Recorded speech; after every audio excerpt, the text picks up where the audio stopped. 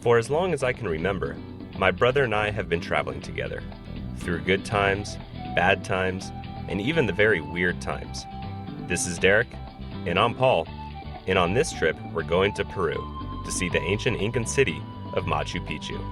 Derek and I started our Peru adventure in Cuzco. From there, we hiked the Inca Trail to Macchu Picchu. Finally arriving just before dinner, we got our first glimpse of the ancient site. Well, here it is, Macchu Picchu. After a grueling trek and donating a pair of sunglasses to the Inca gods somewhere along the trail, we finally made it. Now, to see it this empty right now is really rare.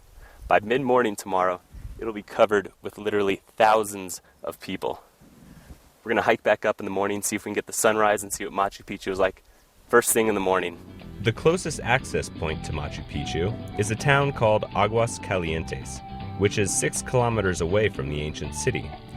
Here, travel-weary tourists are offered all the amenities of home: hotels, hostels, restaurants, and even internet cafes.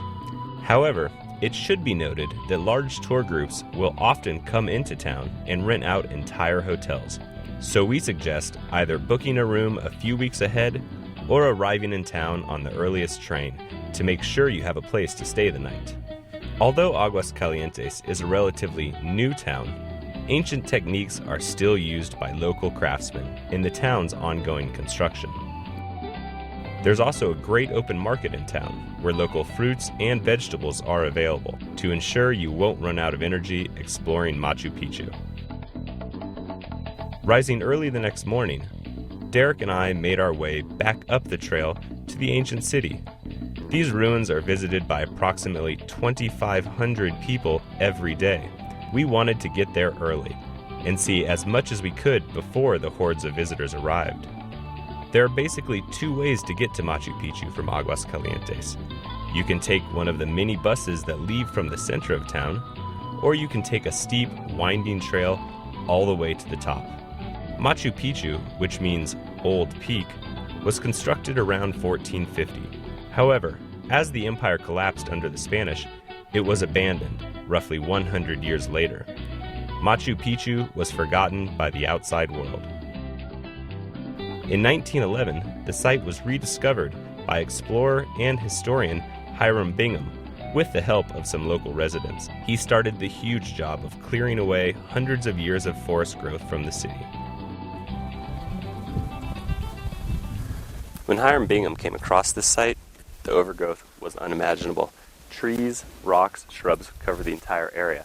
But luckily for them, it looks like the Inca invented the riding lawnmower. The construction of Macchu Picchu is still a mystery.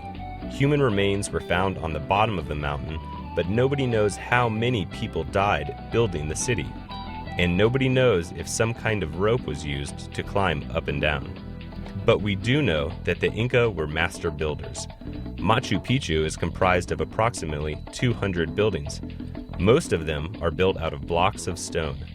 The blocks were cut with bronze or stone tools, and they were smoothed with sand. The blocks fit together perfectly without mortar. Even a knife blade can't be forced between the stones. There are many theories about Macchu Picchu's actual purpose. Some say it was a defensive retreat for the Inca elite. Others believe that it was the estate of an Inca emperor. Either way, it is obvious that the Inca valued their environment. Nature's image is carved into the surroundings throughout the city. Towering 1,200 feet above Macchu Picchu lies Huayna Picchu, which means young peak in Quechua, the native Inca language. Derek and I decided to climb Huayna Picchu for a different view of the ancient city. If you decide to make this trek, you won't be disappointed. The peak is dotted with temples and terraces that look down on Macchu Picchu. With heavy hearts, we finally left Macchu Picchu and took the train back to Cuzco. As our trip came to an end, Derek and I agreed that Peru is an amazing country, and we are sure to be back soon.